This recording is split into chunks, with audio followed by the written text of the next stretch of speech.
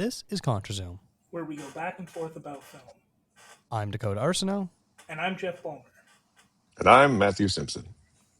On this episode, we are celebrating Halloween. This is always a highlight on the ContraZoom calendar, with some of my all-time favorite shows celebrating the holiday.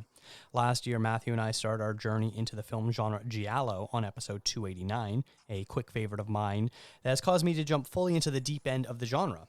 2 years ago, we had Skinamarink director Kyle Edward Ball come on the show to talk to Rachel and I about some of his favorite Canadian horror movies on episode 258, along with ones that cover topics such as takes on Nosferatu, folk horror, and more. This year, to celebrate the release of Guillermo del Toro's latest film, Frankenstein, we are looking at 3 versions of the classic Mary Shelley story adapted for film. We have picked out 3 versions of the film: the original 1931, directed by James Whale, the 1974 satire Young Frankenstein from Mel Brooks, and the latest one, which is now in theaters and will be coming to Netflix on November 7th, along with mentioning some of our other favorite takes on the story. First off, I'd like to know your history with the classic tale and where it ranks on a cinematic classic monster scale for you. Matthew, let's start with you. What's your history with Frankenstein? I'm a big fan of the Universal classic monsters, so I have seen the 1931 film, I don't even know how many times. It is not my favorite of the sort of, quote, franchise, but it's certainly one of the most enduring ones, one of the ones that is easiest to reference, and I think probably the most iconic. And also, started my, I don't know, I never get to talk about this, but like, I love James Whale as a director, and he directed 3 of those movies, and I love all of them. And I think he has a really cool touch for this kind of material. Nice. And what about you, Jeff? What's your sort of history with this creature? Well, I first read the book back when I was probably, I want to say 5th grade, maybe 6th grade, and it instantly became my favorite book. And I would normally still say it's my favorite book, but I'm a bit of a poser because I haven't read it since then. I have it, and I want to read it again, but I just don't have the time that I did in 6th grade. I wish I did.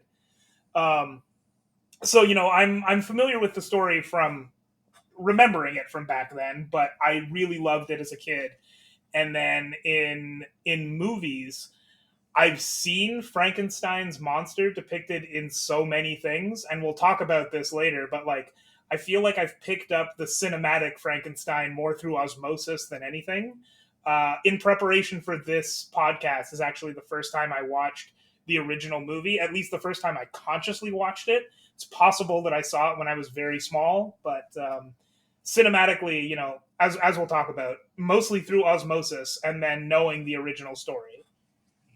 Yeah, I think that's a very fair way to put it, because this is such a widespread creature used. We were talking off air about how, the Wikipedia list for references to Frankenstein is just, movies where someone dresses up as Frankenstein's monster at a party, things like that. And you get enough of the uhs and the bolts on the neck and, playing God and all that sort of stuff and scared of fire that, like, I feel like a lot of people probably know this story without maybe having read the book or maybe even seeing proper adaptations of it.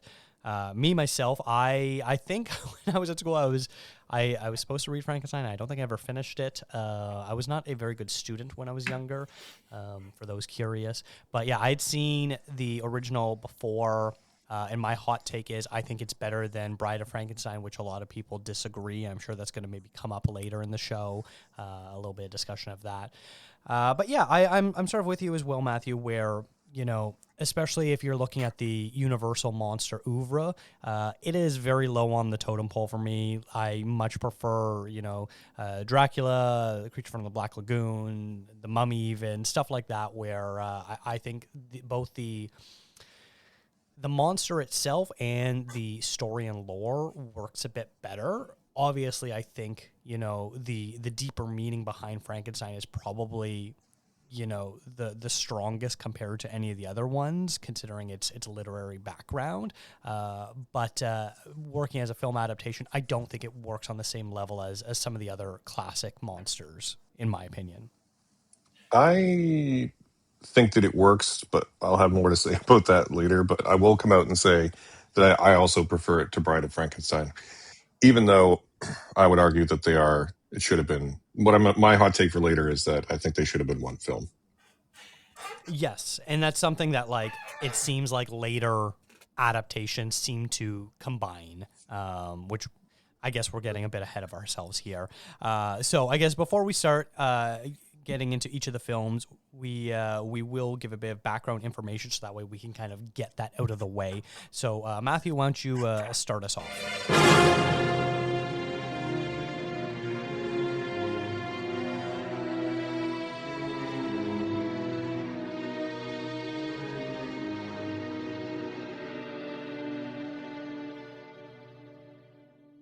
Frankenstein came out in November of 1931, but in order to fully understand its sort of context and impact, we need to go back one further year. In 1930, Universal Pictures had posted a monumental loss of $2 million, dollars, which sounds like nothing today because it is, but it was a huge amount of money in 1930. And in 1931, in February, Dracula, starring Bela Lugosi, completely changed their fortunes. It generated a huge profit, something like 50,000 tickets were sold to this film. And the response was that Universal greenlit more horror films, the first of which was Frankenstein. Released in cinemas in November the same year, rather than adapting the Mary Shelley book directly, the studio instead purchased the rights to the 1927 play Frankenstein, An Adventure in the Macabre by Peggy Webling, which had had a successful theater run in London. The film, helmed by James Whale, who would go on to direct both The Invisible Man and Bride of Frankenstein, the film was a commercial and critical hit and went on to pioneer many of the tropes of monster movies. The image of a mad scientist and a hunchback assistant comes from this movie, as does larger-than-life special effects being an essential part of the film. Where Dracula created the Universal monster movies, Frankenstein, in large part, defined them. Boris Karloff, who had acted in more than 80 films prior to Frankenstein, was turned into a star nearly overnight. Colin Clive's exclamation of "It's alive!" at the pivotal moment of the film has been parodied and homaged endless times in the decades since. Despite truncating the story, the monster and the mad scientist as created in this film are now indelibly stamped on popular culture.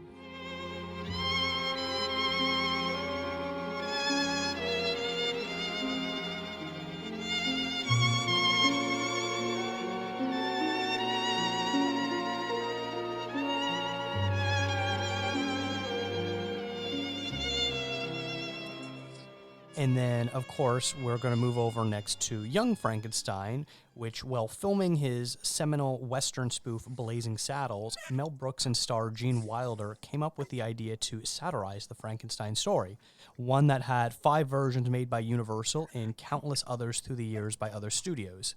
This time, the film works as an almost quasi-sequel to the original.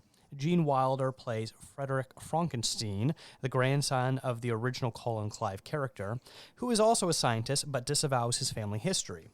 When he gets told he is the heir to the family castle in Transylvania, he travels to his ancestral land where destiny takes over him and continues in the family lineage, making his own reanimated monster, played by Peter Boyle. The story follows a very similar structure to both the original and the sequel Bride of Frankenstein, with the Doctor trying to introduce his creation to the scientific community before having a mishap, the monster escaping, and then the local townspeople forming an angry mob to try to kill the creature. Brooks did such a great job recreating the look and feel of the Universal films, aided in fact that the original production designer of the 1931 film, Kenneth Strickfaden, kept the original lab set decoration that was so iconic and let Brooks use them in the film. The movie, which also starred Terry Garr, Cloris Leachman, Madeline Kahn, Marty Feldman, and Kenneth Mars, was a critical and commercial success. The movie grossed $86 million on a budget that was just under $3 million. It was also nominated for 2 Oscars, including Best Adapted Screenplay and Best Sound. And then finally, we're going to talk about the new Frankenstein by Guillermo del Toro.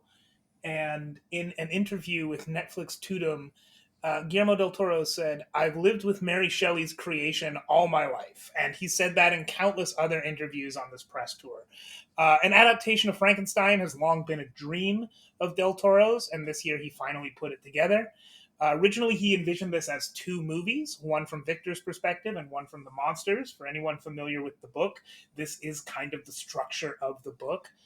Um, But Frankenstein is an adaptation of Shelley's novel that emphasizes a book accurate series of events while also letting Del Toro put his style of gothic horror and romance to work.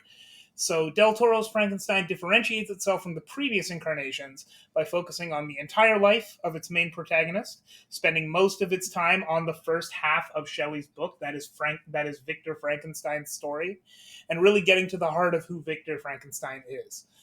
Once the monster appears, however, it's immediately clear how much of an impact the novel has had on the director's work, with Jacob Elordi bringing the monster to life in what ought to be a career-defining performance, in my opinion.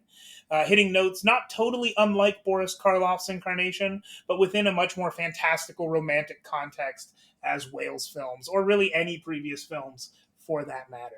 So the film also stars Oscar Isaac as Victor Frankenstein, Christoph Waltz as Victor's benefactor Heinrich Hollander, and Mia Goth in a dual role as Victor's love interest Elizabeth Hollander and mother Claire Frankenstein.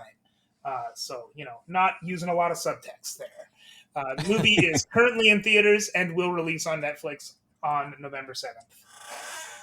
So yeah, this was a sort of a perfect timing storm to come up with this Halloween-themed episode of talking about these 3 Frankenstein versions. And I know we discussed which ones we should talk about, but I think these are probably the best ones. Obviously, we want to include the new one and the original one, and I think Young Frankenstein does such a great job of sort of bridging this world of, so many satires and comedic takes on Frankenstein have been done, but Mel Brooks and Gene Wilder, keeping as close to the original look and feel as possible made it the ideal one to kind of also discuss.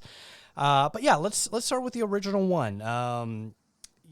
Jeff, you were the one that said that you don't know if you had seen this film or not before. So I would love to sort of get your take on your thoughts on seeing this, because oftentimes when we watch these such iconic movies that through osmosis we feel like we already know, going back and seeing the original really helps recontextualize everything. So I'd love to know what your initial thoughts were on the original Frankenstein. So sometimes on these podcasts, I just kind of ramble a bit. And I remember on the Rashomon podcast, I brought up how Motorhead, the first time I listened to Motorhead, I was like, I don't really like this because it's just like too many other things that are trying to be Motorhead. So that's why.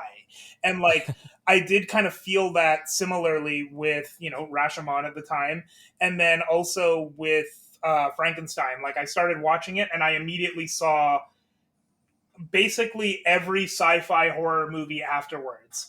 Within, as soon as I saw The Lab, I was like, oh, this has influenced every single movie that came since 1931. Like, the first thing that came to mind isn't even a Frankenstein adaptation. It's very clear that, like, the 1931 movie, either directly or just by way of, being the influence for everything else, had a huge impact on Robert Zemeckis when he was making Back to the Future. Like, again, not even a Frankenstein adaptation, but the image of the mad scientist comes directly from that movie and has been in so many movies that it's like, you see it the first time and it's like, oh, this is where it's from.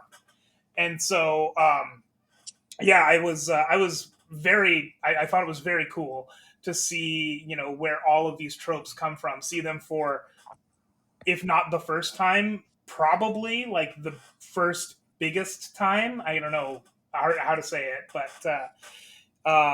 anyway, what I did notice is obviously as Matthew mentioned, the movie doesn't go through the entire novel. It does very much adapt that play that it's originally based on. And while I haven't seen the play, the movie feels like a play. You can tell, sort of, you can tell that it's got a pretty consistent cast that all works in 2 or 3 locations roughly. It seems like it's set very small, and it condenses the story, but more it sort of like finds a point in the story that it can sort of build in all of the main themes of that book, or at the very least the biggest theme of like, what is it like to play God? Should we do this? Nature versus nurture. It kind of fits all of that into a pretty compact package, and it's really impressive.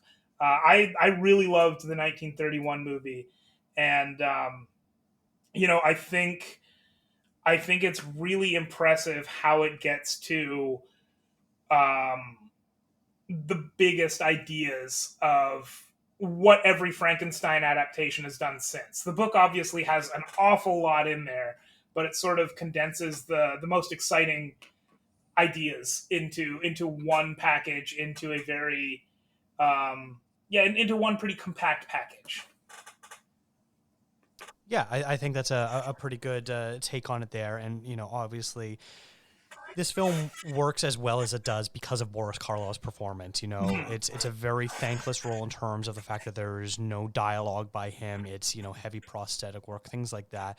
The sort of rivalry between him and Bela Lugosi, and perfectly mocked a little bit in the classic Tim Burton film Ed Wood, where Bela Lugosi is a character, and he says that Dracula takes real talent to play, but Frankenstein is just all in the grunts. A great moment in that with Martin Landau. But yeah, this film works because of Boris Karloff. Everything else, I think, is building around that. The great set design, the miniature work, the matte paintings, the commitment from Colin Clive as the mad scientist, all that sort of stuff is sort of in service to having us relate and feel sympathy for Boris Karloff's monster. And then Matthew, as someone who grew up with this movie, how did it feel sort of going back and revisiting it this time?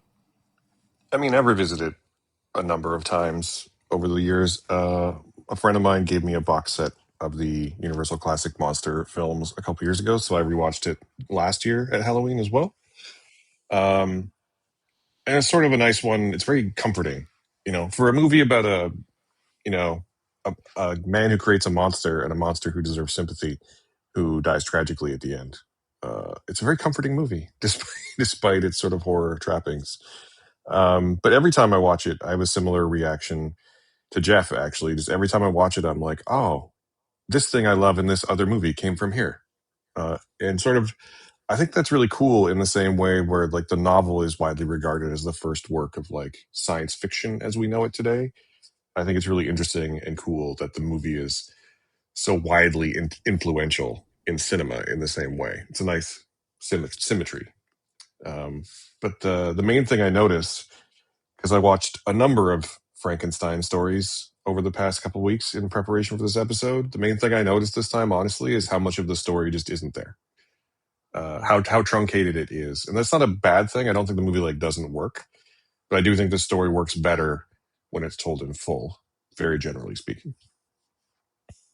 Yeah, I find especially like once you get to Young Frankenstein and you realize that that's basically the full story, to a degree, that you realize how much more they probably could have put in the original Frankenstein, especially since the movie's only an hour and 10 minutes. Like this is a 70-minute movie.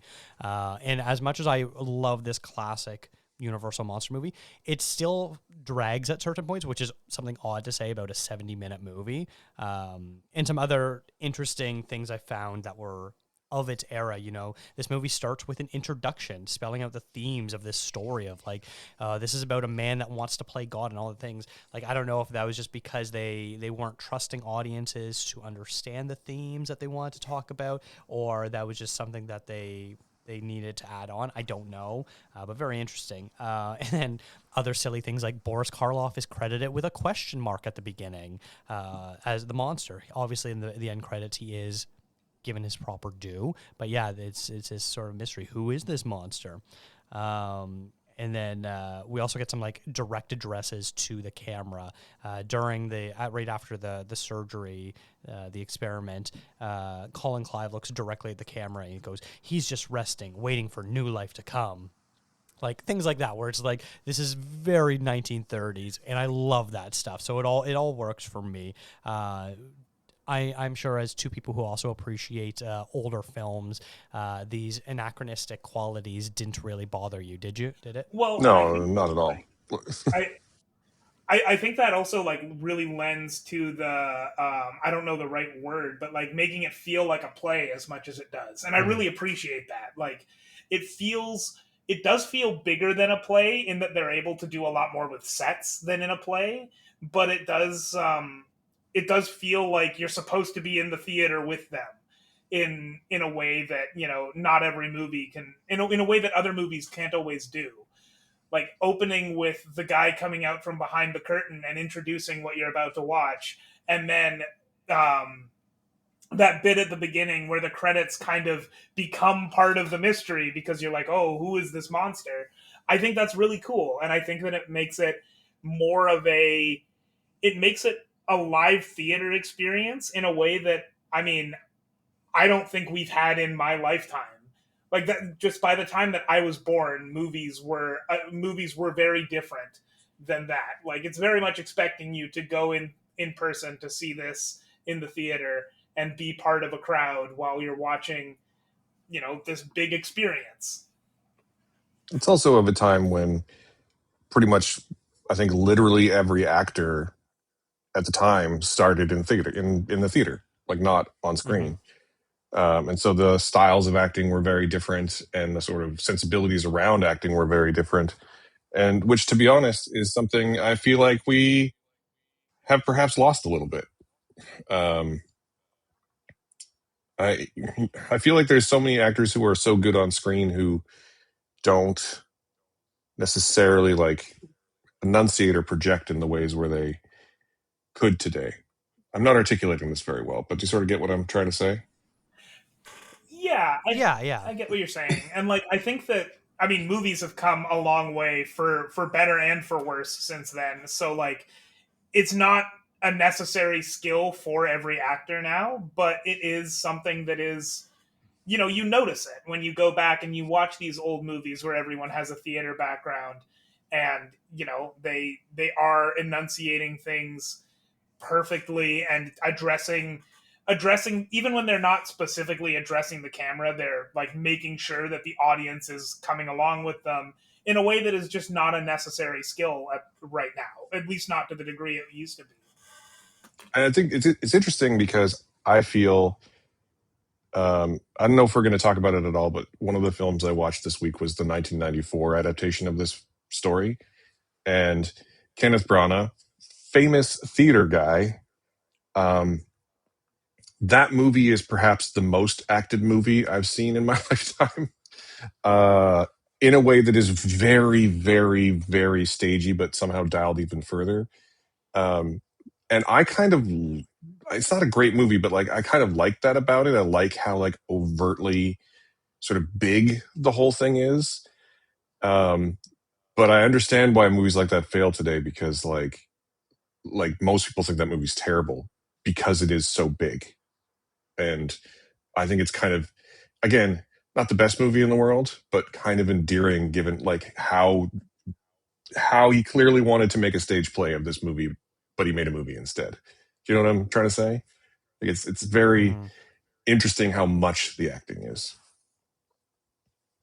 Yeah, and you expect a production like this, a story like this, where you sort of need this over the top because it is a very, it's not, this is not a believable story. This is a, you know, the ability to play God, to create life from grave robbing and, you know, grabbing just a brain and throwing it in and then electrocuting it until it comes to life. This is over the top and ridiculous. And so you need something to match that because otherwise, like, what are we going for here? And also like I think there's a great comparison here in that the moment in this movie where Colin Clive exclaims, "It's alive! It's alive!" and like it's really big and really over the top. It's actually one really interesting comparison to the 1994 movie where that moment is played really quietly and it doesn't really work. No. Like the whole setup is different. There's no one else in the room. The monster's in a tank, not on a table, and like he thinks it's dead and it bashes against a window and he whispers to himself after this huge scene of like yelling live live as it the whole thing happens, and he goes, oh, it's alive, it's alive, and like it just doesn't work the same way, uh, especially how big the performance in the entire scene to that moment is. It just does not work. It doesn't. That moment needs that sort of mania, that maniacal quality. And this movie, there's a reason that that line, that scene, has been parodied so much and homaged so much because it is so iconic. And Hmm. uh, so many versions, including that one, just get it so wrong. It's very interesting. And it's all just because Clive is both giving in to the process and also playing for the cheap seats. And I love that about it. Yeah, that's a great way to look at it. One of the things I really appreciate about this film, though, is the right after the monster comes alive, in other horror films, even other adaptations. I'm talking about you, Guillermo, here. We get to see Boris Karloff in his makeup right away. Proper lighting, full face, looking directly at the camera. We get a full glimpse of what this monster looks like, and I love that because so often they try so hard to hide it within the shadows, or maybe it's not good enough once you see it in the real light, things like that. And that comes down to I should have written his name down. I know it's Jack something, but the makeup designer for this film, like I think everyone has seen the like behind the scenes photos of like Boris Karloff sitting in the makeup chair with this guy and a cigarette hanging out of his mouth doing the makeup on Boris here, and it looks so good and it's lit so well, and it just sort of helps sell this character. Obviously, as you were saying at the top of the show there, Matthew, this is very much its own creation. This is not what the Frankenstein's monster was described as in the book. The bolts are an addition, the flat top head, all that sort of stuff. That is not what's in the novel. This is purely a creation for this film. But I love the look and design of this, and Boris Karloff just sells it so well. Yeah, so I'm curious if either of you have any sort of thoughts about the actual look of the monster. Well, first off, the good gentleman's name is Jack Pierce, and I knew it was Jack. he also created the makeup looks for The Mummy the following year and The Mm, Wolfman in 1941, among so good. like dozens of others. Like Yeah. he was very influential. He's basically like the makeup guy for monster movies for a while there. Nice. Yeah, and it looks so good. What about you, Jeff? What are your sort of thoughts on the look of the monster compared to, especially as someone who's so familiar with the book, the differences? I mean, you know, like you already said, it is nothing like in the book, but it is such an iconic monster design that it it's kind of, I think one thing that I noticed while I was watching this movie is that this movie, it definitely draws from the book, obviously, but it is so much its own thing that it almost it's almost just an entirely different beast entirely. Like we'll talk about it when we get to Guillermo del Toro a little more, but this is the monster from this movie is it's I mean the look is so iconic that it's like if anyone thinks of Frankenstein's monster, this is what they're thinking of. Almost to the point of like watching, even though I mentioned early on Jacob Elordi is fantastic in Guillermo del Toro's version as the monster, but I find that like especially over the last couple of years, there's been like an active kind of rejection of that type of monster of that look of monster, and it just really hasn't quite worked. Like the last couple of Frankenstein's monster portrayals I can think of in film or television, I'm blanking on the name, but I think it's Rory Kinnear in Penny Dreadful, looks nothing like Boris Karloff, and like you can actually kind of hardly tell he's the monster at that point. Like it is such an iconic look that anything else doesn't feel right. Even Jacob Elordi's look here is more book accurate, but it's in 15 years when people think of Frankenstein's monster, they're still going to think of the 31 version, not Jacob Elordi. Mm-hmm. Yeah, it's so much Yeah. more inhuman too, like the big blocky head and the bolts. I know that in addition to adapting that play instead of the book, they also took a lot of inspiration for the look and feel of the monster from an earlier film called The Golem as well, which is why he's bigger, he looks inhuman, he moves sluggishly and like sort of, for lack of a better way to say it, in a sort of like Rocky fashion, like very jagged movements and only grunts because the character never gets a chance to develop, which is one of my main and only gripes with the film, really. Um, but yeah, it's just so different, and it's the reason why, if you watch The Munsters, which I also grew up watching in reruns because I lived in a rural place in the '80s. There's a reason Herman Munster looks like Frankenstein's monster. Like it's so iconic, and I think Jeff is right. I think 10, 15, 50 years from now, if you say Frankenstein's monster, people will say, what are you talking about? And if you say Frankenstein, they'll picture this monster.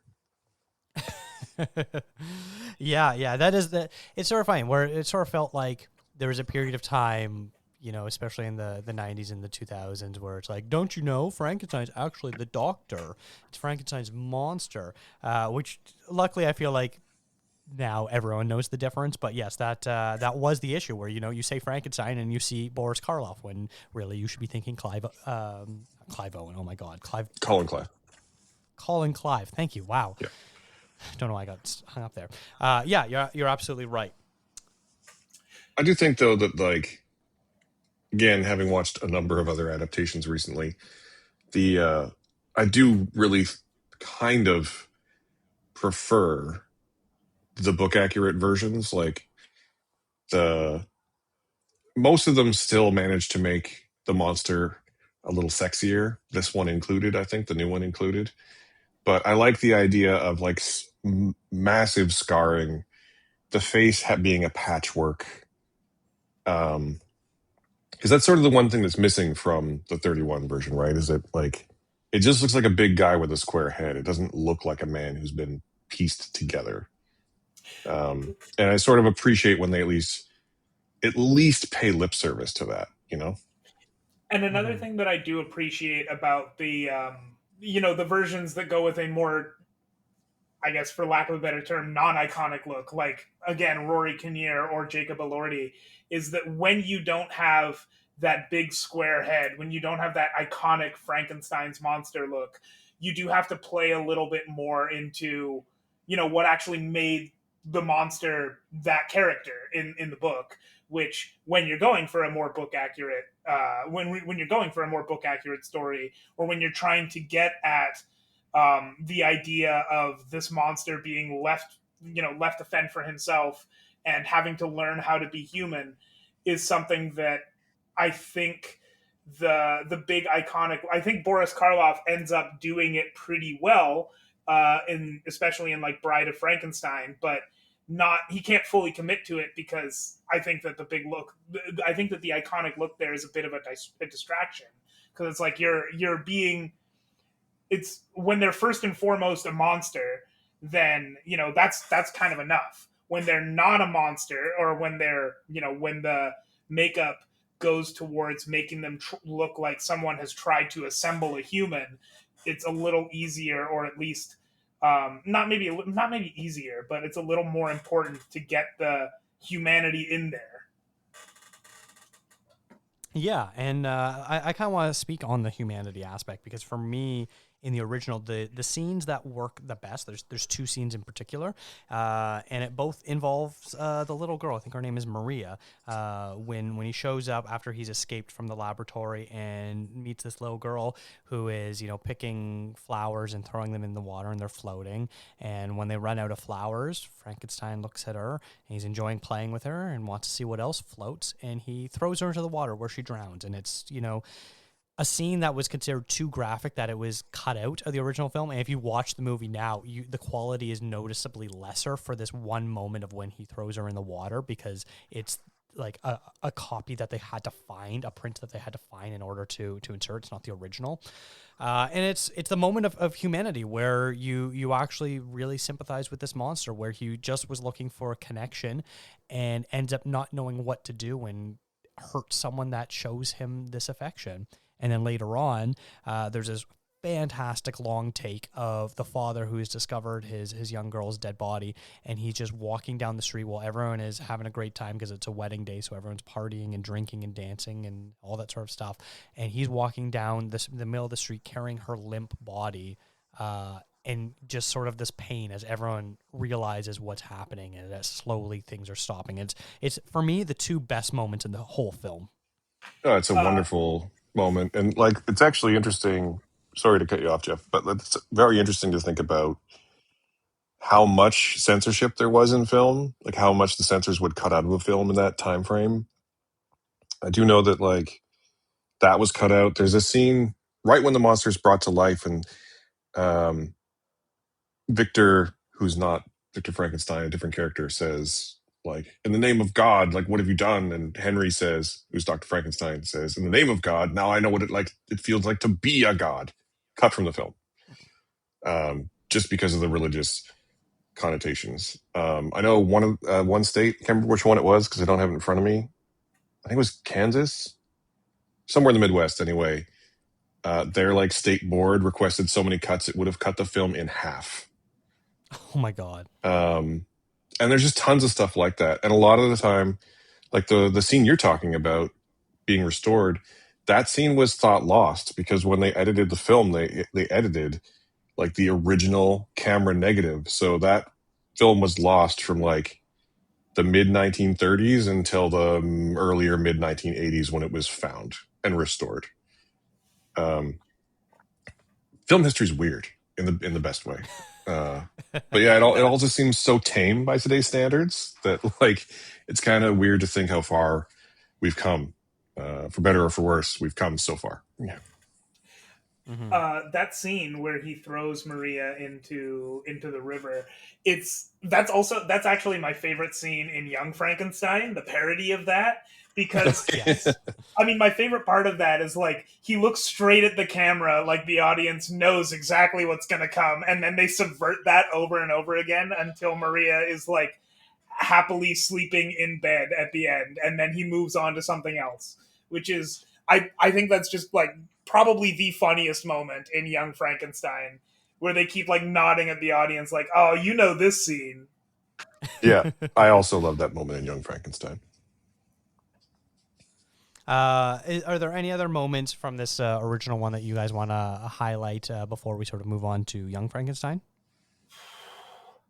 Ooh, Um, yeah, I mean, I don't know about this one. I think that this is, I think at 77 minutes, I mean, I know you did say it dragged in a few places, and I don't think I disagree, but I do think that it compacts that story really well into into 77 minutes and into like a play that flows really well.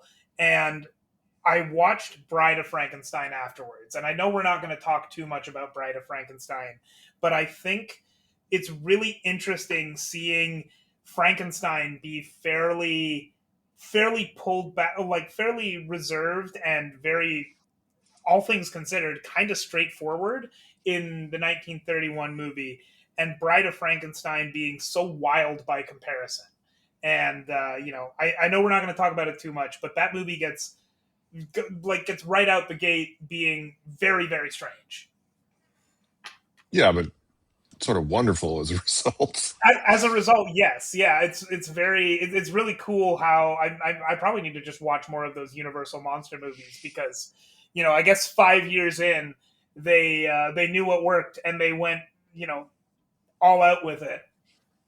I do love that movie starts with an acknowledgement that is like it starts out with Mary Shelley and Lord Byron and Percy Shelley like talking about the story and her being like, but there's more, and then like fade into the rest of the story. Like I do my hot take about these movies is that I think they're best enjoyed back to back because I do think they're two halves of a whole. Yes. And I don't necessarily agree that Frankenstein drags. I think it's just incomplete. That's Yeah, and I think that like my big point. Yeah.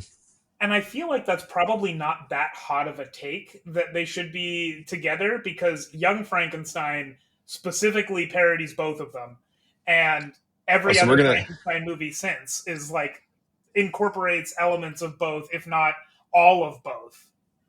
yeah. And honestly, we're gonna talk about this because I'm gonna bring it up when we talk about Young Frankenstein.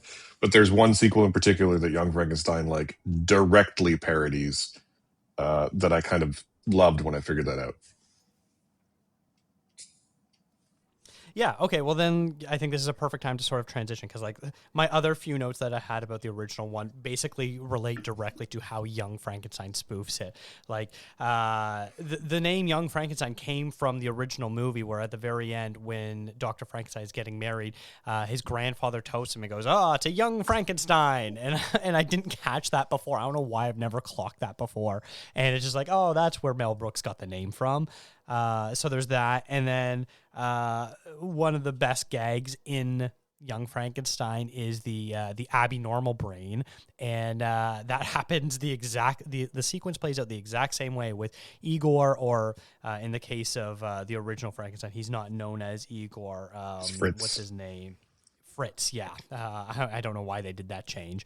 I mean, I Um, don't. Same reason they changed Victor Frankenstein into Henry Frankenstein. Reasons. True. Yeah, yeah, of course. Where Fritz breaks into this school facility where they keep, or I guess it was a brain depository or something like that. Yeah, I don't know. yeah. And Slip, then slip after five. Slip brain through slot and door. Yeah, yeah.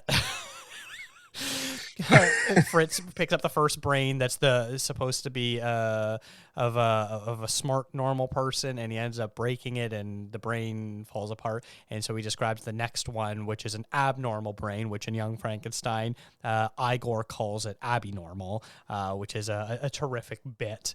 But yeah, let's get into Young Frankenstein. So obviously Mel Brooks has so much love and passion for the original because he lovingly recreates so much. And I think that's what, all the best satires work because the creators understand and respect and revere what they're satirizing. When you're not respecting the material you're satirizing, you end up with a subpar product because you're missing the whole point of the reason of this story. And Mel Brooks understands it. He just, they add this comedic twist of, well, what if it's someone that doesn't want to continue the family legacy? Is there humor in that? And sort of gets drawn back into this world. And obviously Gene Wilder, one of the greatest comedic actors of all times, who's able to be the perfect straight man and also perform all these ridiculous comedic moments, sometimes in the same scene, sometimes in the same moment, things like that, which works so well. This is a movie I grew up on. I've seen it a bunch of times. I always love rewatching it. So any excuse to watch Young Frankenstein is easy for me. Jeff, was this a movie that you had seen before, or did you grow up with this movie? Because I know Matthew did for sure. Not really. I loved Blazing Saddles growing up, but I actually was not big on Mel Brooks for most of my life, and I think that still like his style of comedy is something I've warmed up to, but I still like don't. I'm I'm not as high on it as a lot of other people. So like I as a kid I had seen Spaceballs a lot. I really liked Blazing Saddles. This is one that I had never seen in full before, again, before this podcast.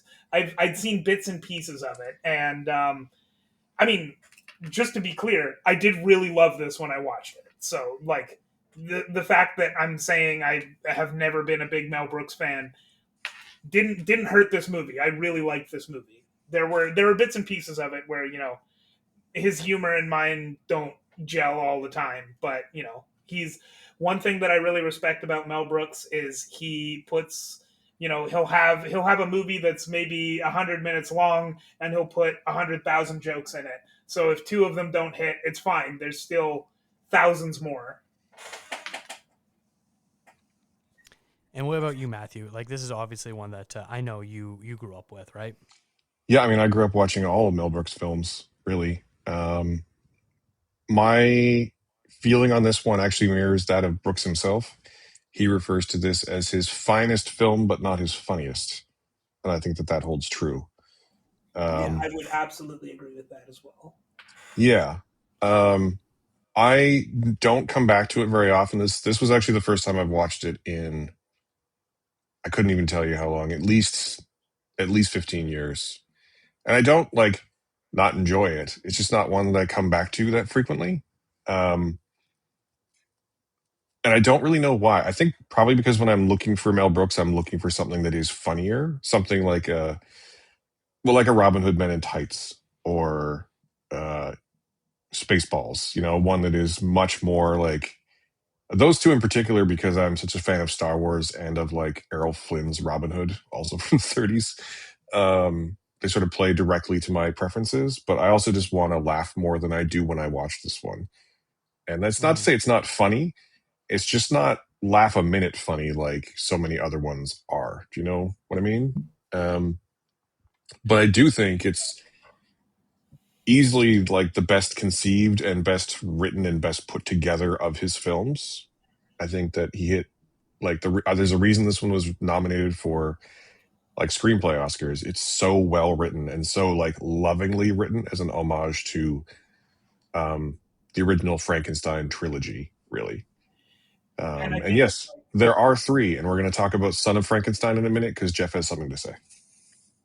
sorry, I didn't mean to cut you off there. I just wanted to like say, yeah, I think that this takes that original trilogy, and I guess the story at large, and what I really respected about the 1931 version is it centers in, it sort of hones in on one or two of the main themes of the book, and like builds the story around that, which I guess is probably partially what the play does that it's based on. But what I like about this is it takes that and it really, it's very funny. It is a parody, but what I really love about this is that it does the same thing through a comedy lens instead. Like it's not a horror movie, it's a horror comedy, and it takes that same theme, and Mel Brooks gets to the exact same thing. You know, what does it mean to be human? What does it mean to play God? All of these things. He gets to those same themes just through, by means of a different genre, essentially. And that's, I would say, I think, like Dakota said earlier, you know, you can tell when a satire is really working, it's because someone actually loves what they're making fun of, and you can really tell that with this. Yeah, Mm-hmm. 100%. Now, Matthew, you are the only one of us that did watch the third original Frankenstein film. So yeah, I'd love to sort of hear about how that plays into this version. Okay, so let me paint you a picture here. You've watched Frankenstein, and you've watched Bride of Frankenstein, which, for better or for worse, adapts the second half of the original story. Now, let me tell you, does this sound familiar? The long lost son of Dr. Frankenstein returns home to the family manor where the village is like, ugh, another Frankenstein. And he's like, I want to be these people's friends. And they're all like, no, you're a Frankenstein. You've caused us so much harm. His only friend in town is a local police inspector who has an artificial arm that he manipulates with his good arm because the monster ripped it off when he was a child. And he's like, I'm not going to continue my father's work until a grave robber and blacksmith named Igor shows up and says, I was a friend of your father. Look what I have here. And shows him the monster. And he goes, oh my God, I'm going to continue my father's work because he was right. It's the same movie. Yeah. You know, my Like it favorite is. part of that is, like, just like in Bride of Frankenstein, uh, in that description, there's things that are described to have happened, to have been done by the monster back when the monster was around, that are just not shown in the first two movies. And like the first two movies are pretty, like, within the context of those movies, it's kind of implied that you see everything the monster does, and it just like randomly retcons some stuff in there, which I kind of love about those first three movies. They just, you know, this happened in the last movie. Don't worry about it if you don't remember it, because who cares? Yeah. I had seen Frankenstein and Bride of Frankenstein a lot. I had never actually seen Son of Frankenstein before yesterday. And it just struck me how much Young Frankenstein is clearly using, like, not the first one or the second one, but very clearly using Son of Frankenstein as its sort of like model for what it wanted to do. Um, and honestly, like Young Frankenstein is basically Son of Frankenstein, but played for laughs. It's really, Mm. like, really. I don't know if you guys have watched it, but like you really should now, just because it is so like one for one at times. Plus, the son of Frankenstein is whose name is Wolf Frankenstein, because of course it is played by Basil Rathbone, who's wonderful in it. And the Igor character, and this is a true story, first time there was a character called Igor in the movies, is played by Bela Lugosi, who is so over the top and wonderful. Like it's kind of a wild movie. I can't believe it took me so long to watch it. I don't think it's the best of the trilogy by far, but it is such an interesting artifact. And if you love Young Frankenstein, you should watch Son of Frankenstein. That's Nice. that's Okay, my well rant for that's the good to day. know. No, yeah, that makes me want to watch it so much more now. Because yeah, that just sounds like beat for beat what Young Frankenstein is without as many jokes. Honestly, the funniest thing in the whole movie, if there's something that is funny in the movie, the thing that struck me the most is how much the police inspector, like how much the police inspector character does with his artificial arm in Young Frankenstein is pretty much literally just what the guy did in Son of Frankenstein. Like Incredible. like up to and including like moving the arm around to do different things with it with his good arm. And like the way he positions it and the way he uses it is like it's dialed a little bit higher in Young Frankenstein, but it is the same. It's like almost the same costume, and it's most of the same movements. It's really really interesting to watch. Having watched them both in the span of a week, is really interesting to watch them both. It's so funny because watching Young Frankenstein, that character feels so much like one of the Peter Sellers characters in Doctor Strangelove, Yeah, the wheelchair-bound Nazi scientist. yep. I mean, that's what I Um, kind of always assumed he was going for, to be honest. yeah, But then I watched Son of Frankenstein, and I was like, oh, this is just straight out of that movie. incredible. Yeah, because it was a decade before. Doctor Strangelove was 1964, and then Young Frankenstein was 74. And I'm sure that's sort of what Sellers and Kubrick were going for, is a similar character like that. Um, I want to talk about my favorite moment in the entire film, one that I still believe might be one of the funniest bits in movie history, and that is the putting on the Ritz. I know it's coming every time, and just hearing Peter Boyle wailing every time just absolutely kills me. And then the dancing that they do with Gene Wilder kind of going all out, and then Peter Boyle just sort of stumbling behind, doing the same movements but worse. Every time just absolutely gets me, and I have to rank as one of the funniest moments in film history. That was where the movie clicked for me. Like before that I was already sort of into it, but like one thing that I think is a pretty constant with me personally, I know not everyone agrees, of the two characters, Victor Frankenstein, or I guess whichever Frankenstein, and the monster, I personally think that the monster is the more interesting one. And so a lot of these movies are not necessarily boring, but just not as interesting to me until the monster gets in there. And like Yes. seeing what the monster is going to be like in this movie is my favorite part of any Frankenstein movie or any Frankenstein adaptation. And putting on the Ritz in this is where I was like, before that I was, not fully there, and then I locked in when they did putting on the Ritz, because I mean, you're right, it's the funniest scene in the movie, and then beyond that, just like you immediately see who Peter Boyle's monster is. Yeah, like he's clearly cast because of his imposing stature and look. And then you see that and you're like, oh, this guy has got great comedic chops. And someone like me, my only other reference point for Peter Boyle is being the dad on Everybody Loves Raymond. Oh, really? Yeah, I That's don't think I've seen super him in interesting, everything actually. else. Yeah. Because he'd been around for like, I don't know, like a decade at that point, at least. And like he's in Taxi Driver like 2 years later. That's true. Yeah, I have seen him in that. Yeah. Um, and then like lots of stuff before. And so I'm very shocked you haven't really seen him in anything else. Not even like you're of an age like you didn't even see him in his amazing X-Files episode. I've never watched The X-Files. What? Yeah, not a single episode. this, what? How So is that? Yeah. How is that possible?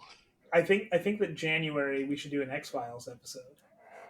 I think that there's a whole podcast here where Dakota watches the X Files. Just add it to the list of things Dakota has not Like seen. none of us have time for that, but I think Dakota needs to make time for that. And no, legitimately, next week, first episode of Dakota Watches the X Files, new podcast. Yeah, tune in. Could do it as a Okay, great. I love patron that. bonus for start a Patreon and do it as your bonus episodes. Sure, if there's enough interest in that, I will do that. Other than it's just assuming Matthew just paying me to watch it. No, I'll support you for free to watch it and Okay, be thank there you. to like talk to you about the episodes. How about that? Okay. What are some of your guys' favorite comedic moments in Young Frankenstein? Matthew, we'll start with you. If you have any other favorite moments you want to single out. I think honestly, we've covered them all. I love the parody of the flower scene, where it keeps looking again, like Jeff pointed out, that he keeps looking directly at the camera. I do love putting on the Ritz as well. I just love Terry Garr in general. Like everything she does is very funny in this movie, and also she's a total smoke show. And then I don't think it always works, but I'm a big fan of Marty Feldman as Igor just existing in the film. Most of what he does is very, very funny. In particular, I like at the very beginning when when Frankenstein is like, it's pronounced Frankenstein. He's like, right, well then my name is pronounced Igor.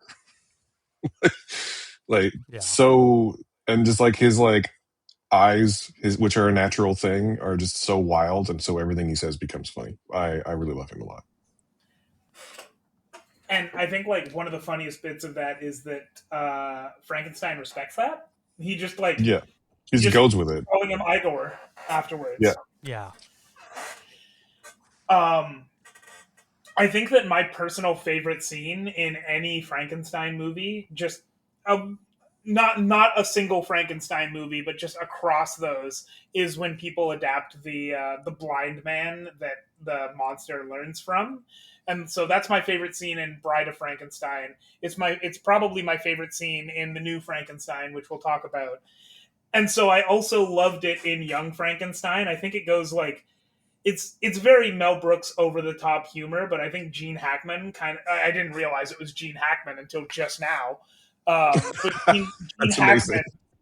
Gene Hackman plays the hermit in this in Young Frankenstein, and he's so much, and he's like, I mean, like he kind of sucks as a person in Young Frankenstein, but he's so funny in that scene, and I think It's that also yeah, it's also very clearly sexually attracted to the monster. Like I very clearly. when the monster like is at the door, he's like, "Oh, I thought you would be smaller," and I'm like, "What is going on here? What did he think he was getting into?" Yeah, and it's also like, I don't know, like Gene Hackman just killed everything he was in the 70s, and like he's only in that one scene in this movie, and he's a blind man who's like clearly, like you could read the scene as he's just faking it. But yeah, everything he does every gag he does is great. Yeah, he's hilarious. Even just like pouring soup into the monster's lap instead of the monster's bowl is hilarious. Yeah. Because of how straight he plays it, and because of the faces that Peter Boyle makes as it's happening. Like perfect, like vaudevillian slapstick. Yeah, so good. And Peter Boyle running out and him going, "Wait, I was gonna make espresso." It's like, what would that have been like? So good. Yeah. And then the last joke I want to bring up is every time they say Cloris Leachman's name, Frau Blucher, and the horses neigh, just terrific stuff. Oh, yeah, even when they're like nowhere near the scene, like just in the background, say their name, and in the background you'll hear it happening. Perfect. Yeah, very faintly. It's a terrific gag, and that's the one thing that like Mel Brooks is known for, where he introduces these gags where they're funny and then they get stupid and then they get more stupid and then it gets really funny. Yeah. Which is sort of like his bread and butter of like this lowest common denominator joke that you can make. He's going to keep making that until you find it the funniest thing in the world. And the movie ending on a dick joke is a great bit. Yes. Yeah. True. All right, yeah. Let's we could just spend the rest of the time quoting Young Frankenstein because it's that good. But let's talk about the latest one. I had the good fortune of seeing it back at TIFF back when it was, I think it was supposed to be its world premiere, but then it got sneakily announced at another festival or something like that, so it was not the world premiere. But I saw it there. Sorry, it wasn't supposed to be its world premiere because it world premiered at Venice. It was supposed to be its North American premiere, and then it got surprise announced at Telluride. That's what it was. Yeah, thank you. So yeah, both Jeff and I saw this movie back at TIFF, where it won. It was the second place runner-up, I believe, for the People's Choice Award. And it was aided, in fact, that it had about 50,000 screenings. Everyone got the chance to see this movie back at TIFF, but it is now in theaters now for a very short period of time, which is a rarity for a Netflix film because they hate theaters and money. They only want your subscription dollars. But it is now in theaters very briefly, and the two of you were able to catch up with it again. So I'm not going to be able to lead this discussion as much as I would like to say. There's some things I do want to touch on myself, but you guys both just rewatched it. Jeff, you kind of did a bit about the intro there, and I'd love to sort of hear what your thoughts are on what is being billed to us as the most book-accurate adaptation. Not a horror film. I think what's really interesting about this one is that it is more a period. It's more a period romance than like a sci-fi horror movie. And I think we were talking about it off air, but the closest comparison I would have with another Guillermo del Toro movie is Crimson Peak, which is a period gothic horror romance, and that's sort of what is going on in this movie. And I think that the most interesting thing is, I know I keep saying, like, when we're talking about the other Frankenstein movies, I keep saying, like, what I really like is that they pick one or two themes from the book and they really get to the heart of them, even if they don't necessarily adapt larger sections of the book. I think this movie picks different parts of the book, which is very interesting. Because, like, there is the element of, what is it like to be human? What does it mean to be human? What does it mean to play God? But I think that this movie really focuses a lot more on the science of the period and the romantic elements and sort of, I want to say, the rivalry between the monster and Frankenstein, but without focusing as much on, like, it's there. The element of the monster discovering what it means to be human is there, but I don't think it's highlighted nearly as much as in the other Frankenstein movies we've talked about. I watched a lot of Frankenstein movies in preparation for this, and I think that this one is just extremely different from the other ones we're talking about on this podcast. I would basically agree with most of what you're saying. The first thing I'll disagree with is that Crimson Peak is a gothic romance with horror elements, not a gothic horror romance. Okay, I misspoke, but yes. And like, it's this. I think we were talking about this off air because I was saying that, like, I think we all sort of maybe forget that Guillermo del Toro's Happy Place is actually like tragic gothic romance rather than horror. Like he makes amazing horror films, but like he seems to be at his happiest when he's doing like tragic love stories with crazy gothic details in the background, like Crimson Peak is a great example, like maybe the best example of that. And it's even there in like Hellboy and Hellboy 2. But those are the things he's going for. So I don't want to spoil it too badly, but this film does different things with the characters of Elizabeth and William, uh, including how and when they die and why. And I think that that plays into his sensibilities more than perhaps it has played into any other director or writer of Frankenstein before. Um, I do think that one of my main problems with this one was that I feel like the stuff with Elizabeth is a little bit underbaked. Um, but that being said, the really smart change that I think this version makes is that it casts the animosity between the monster and Frankenstein as being like a generational trauma thing. Like we get a long sequence Mm. of Frankenstein as a child with an abusive father, and then we get long sequences of him essentially being an abusive father to his creation. And I think that's really, really smart and interesting. And I think it plays out really, really well. And I think that Jacob Elordi in particular, it does so well in those scenes where the monster is just fresh and new and a child, and Frankenstein wants him to be a man, and that impasse, that lack of connection, is what informs the rest of the movie. I think that that is so much more interesting than most of the other versions of it, personally. I think that the movie does get a little it gets a little on the nose sometimes with the dialogue. Like there's literally a line in this movie that says, where one of the characters says to Victor Frankenstein, "You are the monster," which I thought was very funny. But like there's a line in this movie, there's a whole sequence where the monster can only say one word, and it's Victor. And I think that there's a line right after that where Elizabeth says to Victor, perhaps that word means everything to him right now.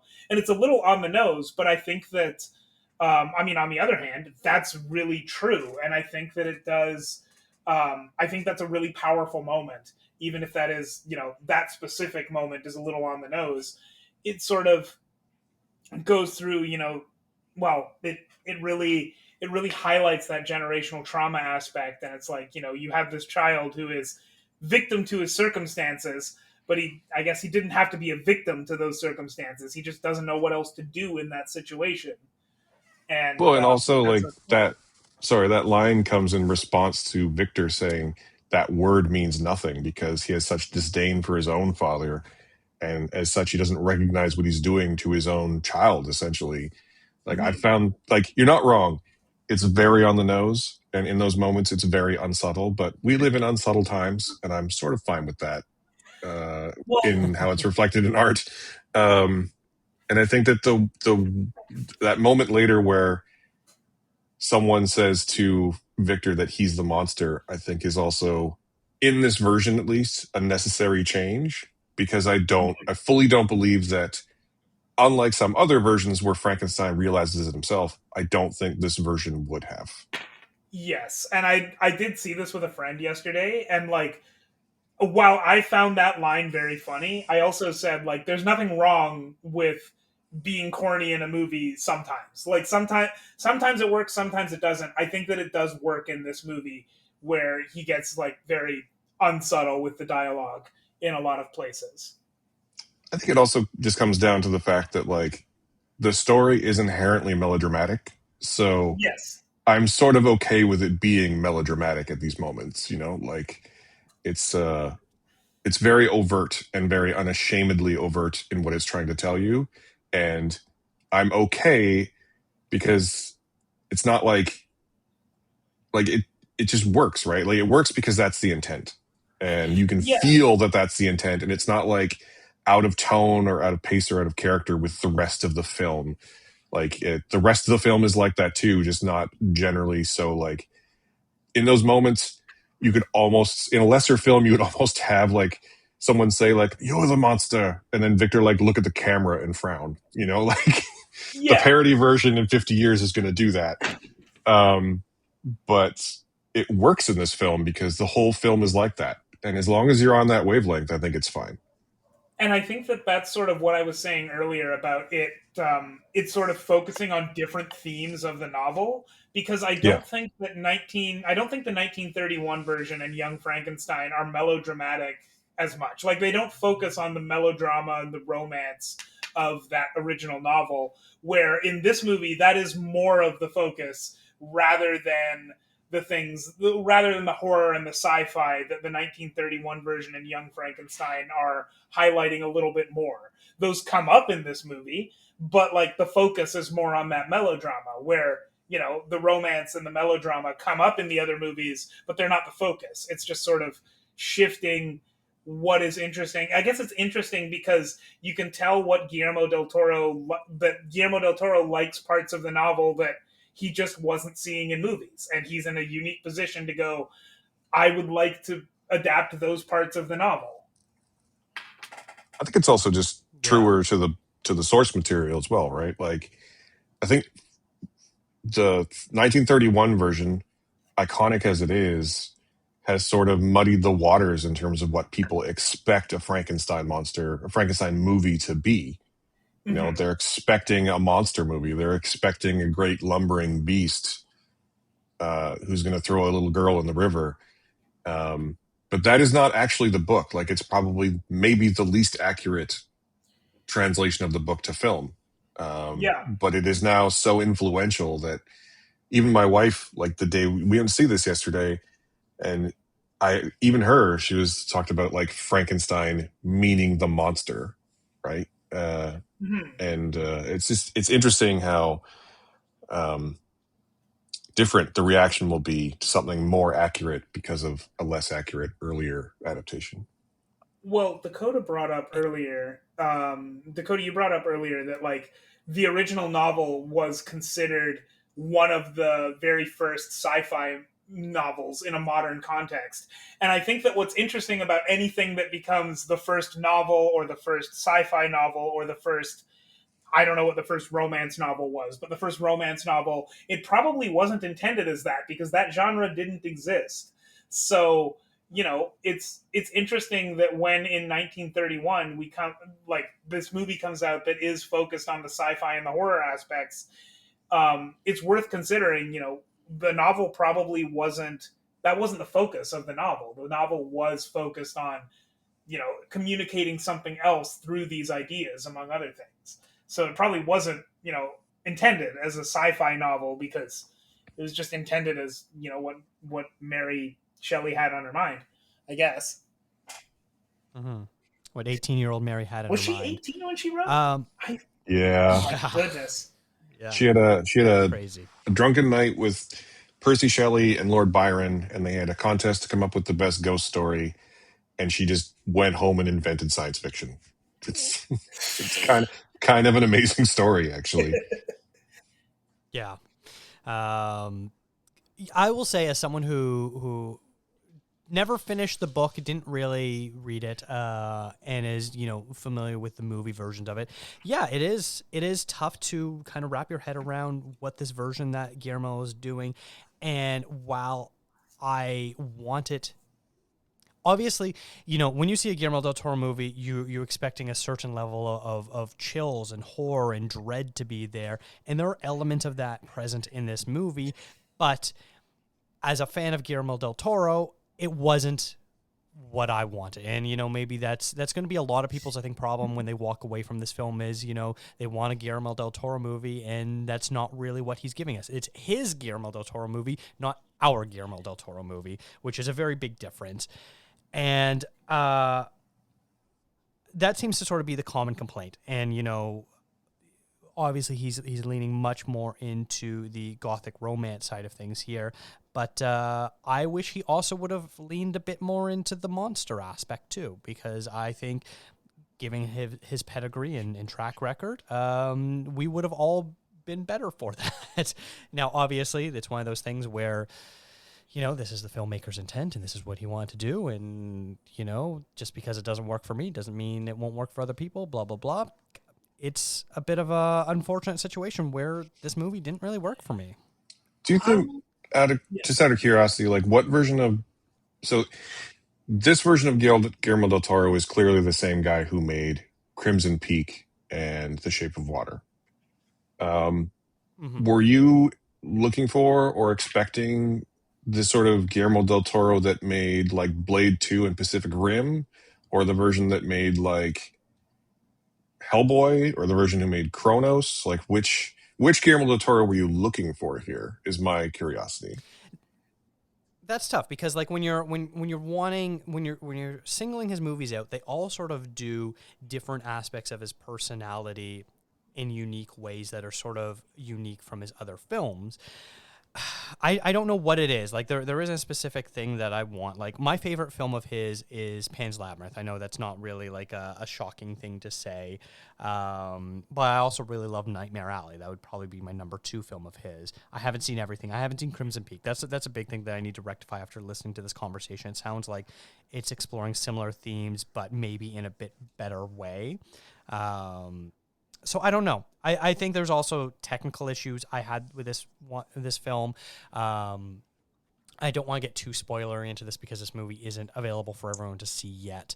As much as I love Oscar Isaac, I don't like what he's doing here. I don't think it works for me.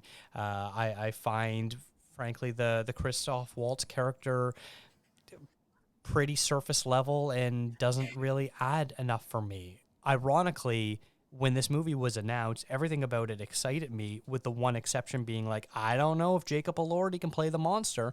And I walked away being like, that is the single highlight for me from this movie. And otherwise, fairly bland, middle of the road film with Jacob Elordi giving a fantastic performance in one that I was not expecting from him. Now, I've really liked him in both, Saltburn and Priscilla and some of the other stuff I've seen him in, but this I think really elevated my opinion on him to a new level. It's almost akin to the way I don't think it's widespread, but like hearing Heath Ledger being cast as the Joker, a lot of people were very aghast at that, and it turned out to being the best part of The Dark Knight.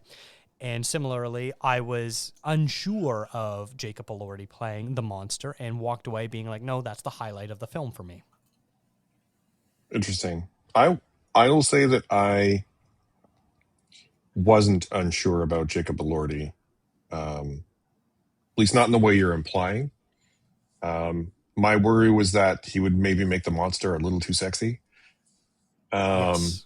but I think he did a good job of like using his, um, slender, sunken-eyed, broken porcelain man aesthetic to from Del Toro, and then also just the like. I found Elordi's like progression from like childlike to man in this film incredibly compelling. Hmm. Um, yeah, it's interesting. It's interesting. I would be curious to see how you react to Crimson Peak, which is a movie that literally tells you what it's going to be in the first like 3 minutes. Like literally, like there's a line in the beginning of that movie, a movie that was very overtly marketed as a horror film, like as a ghost story. And there's a line in the first 3 minutes where the main character is writing a novel, and she said someone says, "Oh, it's a ghost story," and she goes, "Not a ghost story, a love story, but with ghosts in it." And that is what Crimson Peak is. Like he literally is like, people are going to be upset if I don't adjust their expectations. And Mm. um, I feel like, based on what you're saying, maybe something like that in this film might have been warranted. Maybe, especially for the Yeah. Netflix watching crowd. Like, I don't mean to disparage an entire community of people, but like, I feel like there has never been a film. This is hyperbole. This is not true, but maybe there's never been a film so unsuited to second screen viewing as this. Like, anyone who doesn't pay attention to this is going to miss something and not Mhm. like it as a result. Whether the film is fully successful, and I'm not convinced that it is. This is only really like a 3 out of 5 movie for me. Um, but I feel like I am glad I saw it on the big screen because I didn't Hmm. miss anything. I feel like there's so many details, both aesthetic and story, that will be so easy to miss if you're not paying it the attention it needs, that will result in a more negative experience. Mhm. Um, so I'm going to be very curious to see its reaction once it goes wide on Netflix.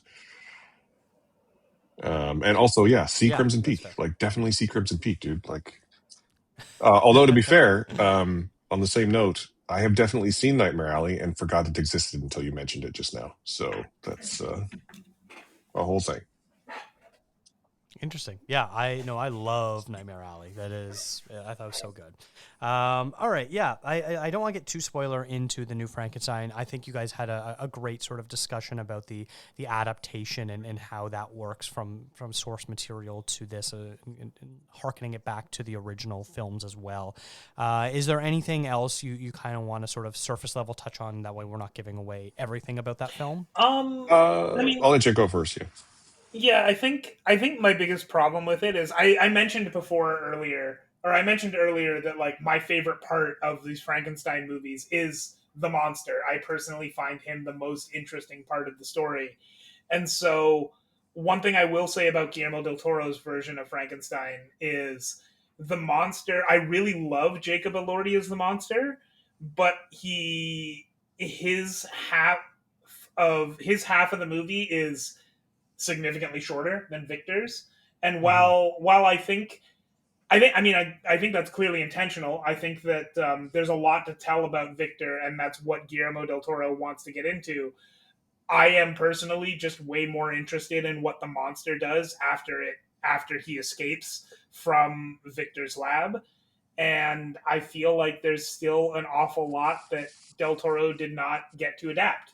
And um, originally, I've seen in some interviews that this was originally conceived as two films, one from the monster's point of view and one from Victor's point of view.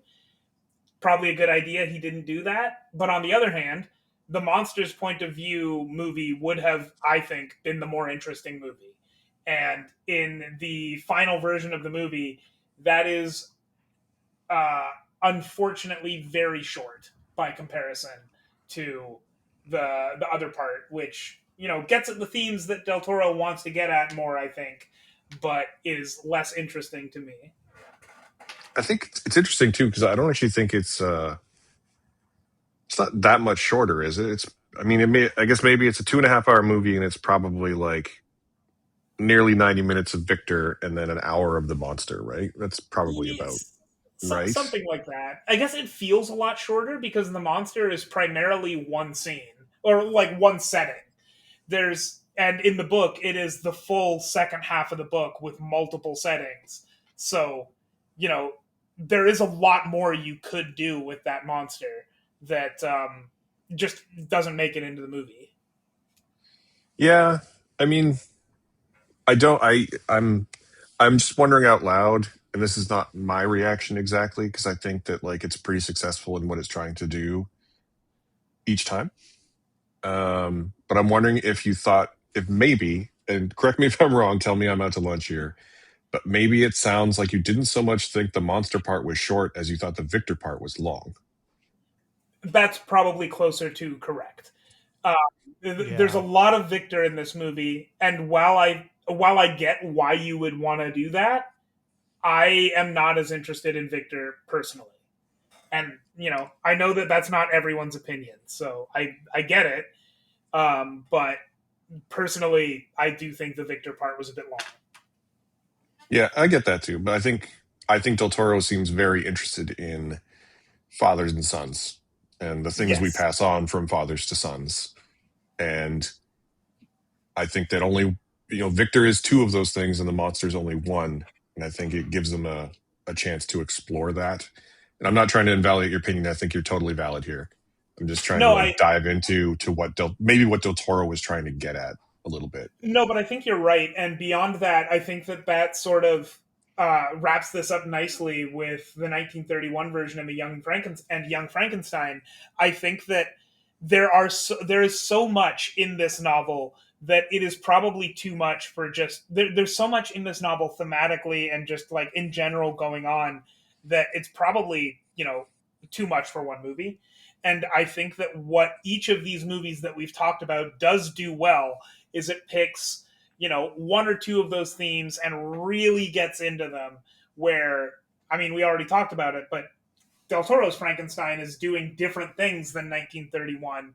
But I think that like Del Toro has found the part of the novel that he's most fascinated in and really dived into it. Like, if you had less Victor and more monster in this movie, then the fathers and sons theme wouldn't work as well as it actually does in this movie. It'd be a mishmash of other things. Like, nothing else changed, just adding more monster. You end up with a mishmash of other things. Like, it's important to focus in on what he's actually trying to do with this movie. Yeah, I think that's a great way to sort of sum it up. Mm-hmm. Yeah.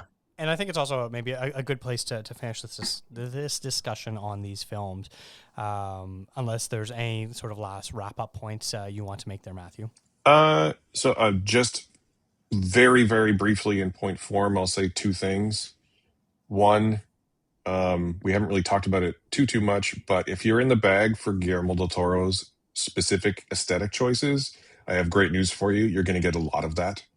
Not just in makeup design, Yeah. but in set design and like general aesthetics and that sort of like mid-century modern is the wrong way to put it, but that's sort of like he has a very specific way he likes things to look and has always liked things to look. And this movie continues that. And I don't know if he had more money or less than he's had in the past, but some of the sets in particular here are incredible. And the other thing I liked about this is that it's very clear. Some other adaptations of this story take place over a very brief amount of time. And one thing I rather liked about this one is that despite the fact that the monster section of this movie is shorter than the Victor section, I like two things about it. One is that it does break them up so that you get Victor's perspective and then the monster's perspective. Most versions play them out those stories out concurrently. And I like that there's a different point of view to the main themes of the story in this version. I think that's really smart and interesting. But I also like that it allows the monster to grow and change, not just like emotionally and mentally, but also physically. Like, it's one thing the 94 version did really well, actually, which also takes place over an entire winter, is that when the monster is born, he's very clearly still like freshly stitched together and bleeding. And by the end of the movie, his scars are mostly healed. His stitches are mostly gone. And this version does a great job of that kind of thing as well, where the monster like grows hair, and like his scars become less and less open wounds over time. Except for the times when he gets injured. So I think that like on an aesthetic level, on a structural level, I think the movie is very, very successful. And I just wanted to make sure to highlight that. Very true.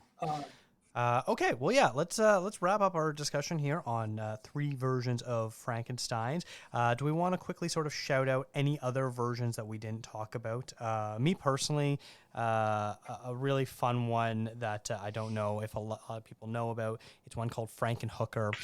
It's by a director named Frank Henenloker.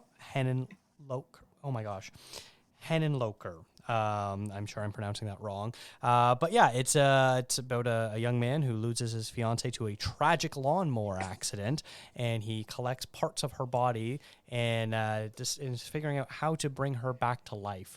And so what he does is he hires a bunch of hookers and measures them all to find the perfect body parts for her, and then gives them super crack where they all explode everywhere, and he makes his reincarnation of his fiancée. And then she goes around killing Johns in pimps. It is fantastic, it is hilarious, it is ridiculous and campy, and a lot of fun, with a lot of really great nods to the Frankenstein story. So yeah, that's one that I really like, and I know, Matthew, you recently saw that too. Yeah, I didn't like it as much as you did. I think that there's more successful versions of that. I think it's a little bit there's a little bit too much like narrating in place, a little bit too much of characters like walking into a room and saying, "This is the theme of what I'm trying to do, and here are the actions I'm going to take to accomplish it," which sometimes works, and this time just didn't for me. But it's still a dumb, fun movie, and I liked it. I think that something like, although it's not exactly the same thing, something like Reanimator, I think, is a better more successful version of what that movie's trying to be. Mm-hmm. Personally. That's fair.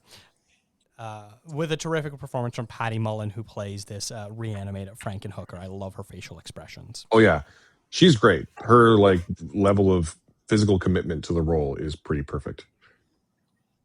Yeah.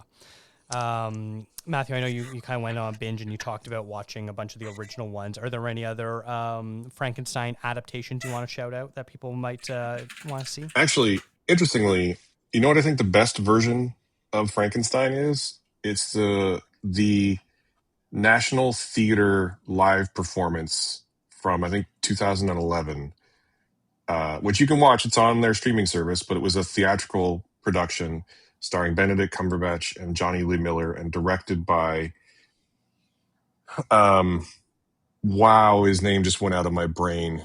I can see his Danny Boyle. That's who it is. So it's a stage production, but it's available to watch on National Theater Live, which is their streaming service. I'm sure there's other places to watch it too. But A, it's a really great adaptation of the story, and B, you get to watch it twice because every night they performed it, Benedict Cumberbatch and Johnny Lee Miller switched roles between being Victor and being the monster. So it's a really interesting one to watch twice to like sort of get different actors like interpretation of a character like in the same material in the same production, which is not a thing we get to see very often. But it's also just a really, really well realized version of the story. And they're both fantastic about it and are fantastic in it. And yeah, I highly recommend if you have the means to see it. That is honestly, if you were saying what is the definitive version of Frankenstein, that's the one I would point people to.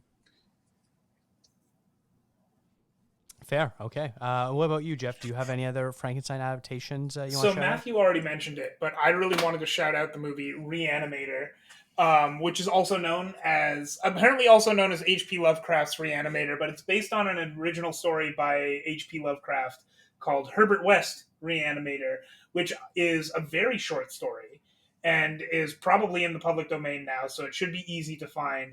I really recommend everyone to read that because I think it's probably it's one of the first it's one of the first stories I can think of that sort of adapts Mary Shelley's Frankenstein in the way that it would then become adapted. Like it focuses entirely on the reanimation aspect, and with much of the rest of the story kind of cut out. It's very focused on just like what the 1931 movie talks about. So H.P. Lovecraft's Herbert West Reanimator is, it's a short story, but that's the one I want to shout out specifically.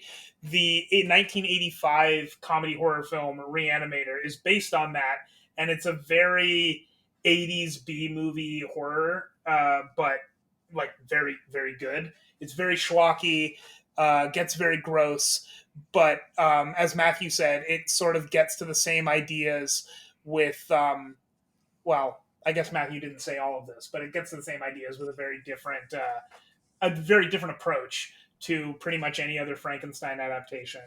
And then one thing that I have always personally really liked is when people try to use Frankenstein's monster in other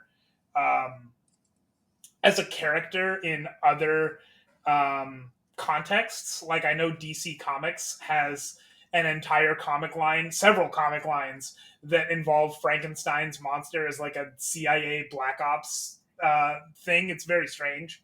But specifically, the one that I wanted to shout out there is a TV show that aired in 2017 called Penny Dreadful, where Rory Kinnear plays Frankenstein's monster and is the beating heart of that show. That show is sort of it like uses all of these public domain characters from the 1800s, Frankenstein, Dracula, Dorian Gray, the Wolfman. It basically takes all of the source material for Universal Monsters and puts them into a prestige television show. And it was probably my favorite television show from 2017 to, I want to say it ended in 2020. And that's my shout out. I think that if anyone is interested in prestige horror TV and hasn't seen that yet, that's very, very good. Didn't it get a sequel or a spin-off series too? It got a spin-off series that I haven't seen, which is modern day, which is it's very interesting. I was like, I mean, I don't know how they would have continued it from how the original series ended. So it got like a spin-off series that I believe was a procedural in LA or San Diego or something, Hmm. which I'm curious about, but I've never seen because I mean, I hate to say this right when I'm promoting the show, the ending of that first series is very very bad. Like I always recommend people just watch everything but the last episode and just like leave it on a cliffhanger because it is so bad. Interesting. Wow. Okay. Yeah, and then a couple other ones. Obviously, Poor Things came out a few years ago from Yorgos Lanthimos. Is a great version of the story, kind of twisting it and making it more of a feminist It's narrative. a it's a Rocky Horror Picture it's a different Show. podcast, but I disagree entirely. Oh, okay. Maybe not doing that episode then, because I will stand by that point. And then Rocky Horror Picture Show is obviously a very campy classic version as well. And then a fun sort of recent one that I think went under a lot of people's radars was one called Lisa Frankenstein, which was a great sort of teen version that I think they did a really good job with. But yeah, those are definitely some other ones that you should check out if you are interested in the Frankenstein story and want to see people's takes on that, because there's lots of great options out there. But yeah, let's wrap up the show here too. Thank you, gentlemen, as always, for coming on. It's always a pleasure. Matthew, where can people find more of your work and what do you have going on? The easiest way to find all of my work is to visit my personal portfolio website, which is stretched.ca. I write freelance mostly, so that I post links to everything there. You can also find links to all my socials and Patreon. But the main social, you can find me on most social medias at SmatthewAF or at Smatthew. And I'm predominantly active on Threads these days because reasons. Nice. Yeah. Reasons. Jeff, what about you? Where's the best place to find more of your work, and what do you have going on these days? Well, people can find me primarily on Spotify with Classic Movies Live. Coming up, we have at least 2 episodes on Frankenstein. We're going to do the original 1931 version and possibly Bride of Frankenstein. And then we're also going to talk about the new Guillermo del Toro movie in detail once it releases on Netflix in November. You can find a lot of my reviews on ContraZoomPod.com. And otherwise, feel free to reach out or check out what I'm doing on Twitter, primarily, which I probably should move over to Threads or something else for reasons, but at least so far, I have been too lazy to do so. So, if anyone is interested, you can find me at UBCOCML on Twitter. And for the moment, that's where I am, and I may move. We'll see, but there's that. Nice. Well, thank you, gentlemen. This has been a That Shelf podcast. Visit thatshelf.com for more great film discourse. Follow the show on Instagram, Threads, and Blue Sky at ContraZoomPod. What is your favorite version of Frankenstein? Leave a comment on Spotify or send us an email. Thank you to Eric and Kevin Smale for the theme music and to Stephanie Pryor for the logo design. If you like to listen to podcasts on YouTube, we do post all episodes there as well. And if you really like the show, consider tipping us on coffee. Thanks for checking us out.